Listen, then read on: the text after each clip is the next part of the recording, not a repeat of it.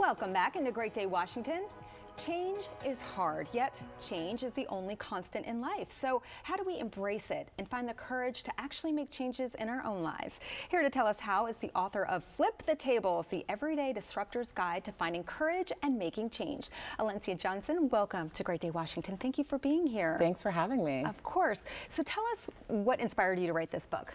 Well, first, one of my favorite stories in the Bible is when Jesus got crunk and flipped over tables.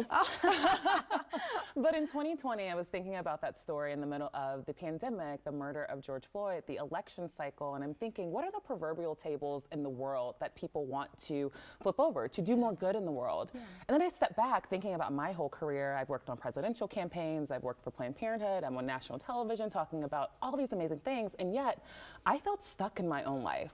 I too had a lot of fear of living my authentic self. And I said, well, what is the table that I have to flip over in my life to find the courage to be who I want to be? And when I went on that journey, I realized that when I'm who I am supposed to be, I'm so connected to everyone else, and all of us can be who we're supposed to be, and that's disruptors for good. Yeah, it's kind of like when you're being authentic, you are naturally gravitating towards other people who are kind of in that zone, That's right, yeah. Now you talk about disruptor. For anyone who's not familiar with that term, what does that kind of mean, and why is now a good time to be one? You know, I like to reclaim the term disruptor because sometimes it can have this business kind of corporate meaning. However, for me, it means a change maker. It also means someone who sees a problem and says, you know what, instead of trying to fix this problem, we're going to tear it down with a strategy to build something better. And so a disruptor has a purpose. They understand that what they are rebuilding is something better than before and something that's good and works for all of us. Yeah. So, you know, it takes a lot of courage to go ahead and flip that table and do all these things, but you say it's important for people to be vulnerable and to kind of share your personal stories. Why is that? Listen, I am a Virgo in 4 houses. I feel sorry for myself.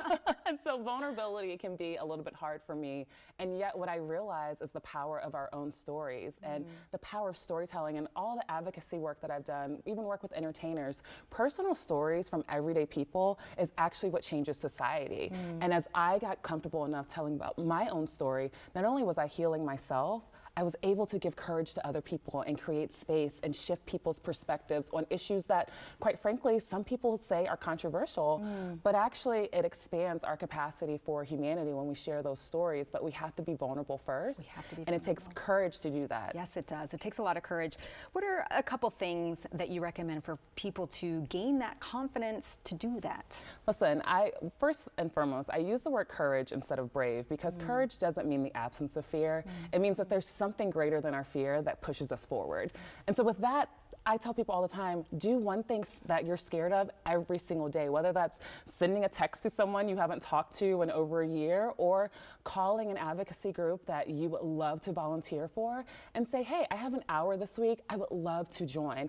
Or if you're in a meeting and you hear that there's a conversation about a community that's not represented there, speak up and say, hey, I would love for us to bring someone from that community in here and actually listen to them, not tokenize them. There are little ways to have courageous disruption every single day. And I want to make sure people don't feel as though they have to quit their jobs and become activists or elected officials or have $1 million or be an entertainer with a big platform. We all can do it right where we are. You don't have to be up there to be able to speak your truth. It can be hard when maybe speaking your truth is not popular, especially in the climate that we are today. People are afraid to share their opinions. They may be controversial. So we're saying be a little confident, but don't be afraid to speak your truth too. That's right. How do you manage that? You know, if it's a little controversial. I mean, listen, my background, I have always been in some kind of controversial topics and conversations. But what I have found is that when one person speaks up, it opens this door for other people to speak up as well. There's a chapter in the book that talks about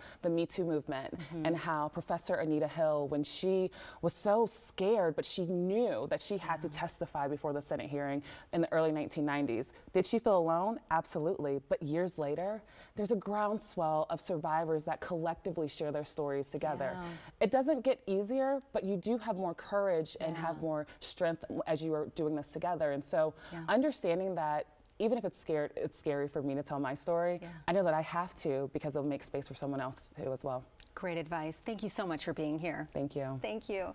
Alencia's book tour stop in DC is on March 16th at the MLK Library. For more information, you can head to alenciajohnson.com.